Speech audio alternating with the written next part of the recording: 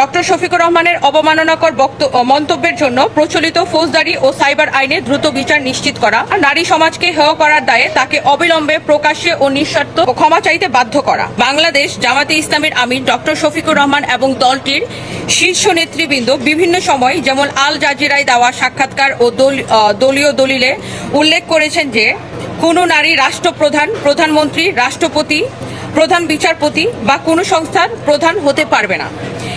এছাড়া জামায়াতে ইসলামীর বাংলাদেশের এটা ঘোষিত নীতিও। এই অবস্থান সংবিধানের অনুচ্ছেদ 27 ও 28-এর সরাসরি লঙ্ঘন।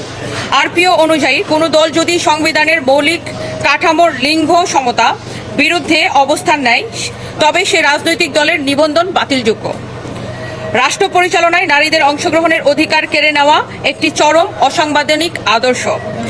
4. সুনির্দিষ্ট অভিযোগ, সম্প্রতি ডক্টর শফিকুর রহমান কর্তৃক নারীদের উদ্দেশ্যে প্রস্টিটিউট বা পতিতা শব্দ ব্যবহার এবং নারী নেতৃত্ব নিয়ে তাদের দলগত বিদ্বেষমূলক অবস্থান কেবল ব্যক্তিগত আক্রমণ নয়, বরং এটি বাংলাদেশের সমগ্র নারী সমাজের সাংবিধানিক অধিকার ও সম্ভ্রমের উপর সুপরিকল্পিত আঘাত। 5. আমাদের আইনি দাবি ও প্রত্যাশা, নারী সম্মান ও সাংবিধানিক অধিকার কোনো রাজনৈতিক আপোষের বিষয় হতে পারে না। এমত অবস্থায় আমরা নিম্নোক্ত দাবিগুলো উত্থাপন করছি: নিবন্ধন বাতিল ও পর্যালোচনা, সংবিধান ও আরপিওর শর্ত লঙ্ঘনের দায়ে বাংলাদেশ জামাতে ইসলামের রাজনৈতিক নিবন্ধন বাতিলের বিষয়টি খতিয়ে দেখে দ্রুত আইনি ব্যবস্থা গ্রহণ করা।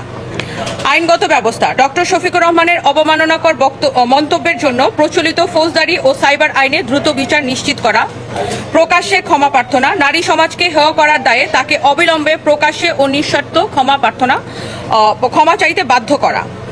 জিরো টলারেন্স নীতি, নারী বিদ্বেষমূলক বক্তব্যের বিরুদ্ধে রাষ্ট্রকে কঠোর আইনগত অবস্থান গ্রহণ করতে হবে। একটি গণতান্ত্রিক রাষ্ট্রের আইনের শাসন সবার জন্য সমানভাবে বলবৎ থাকতে হবে। আমরা আপনার নেতৃত্বে এমন একটি বাংলাদেশ প্রত্যাশা করি, সদয় বিবেচনার এবং প্রয়োজনীয় ব্যবস্থা গ্রহণের প্রত্যাশায়।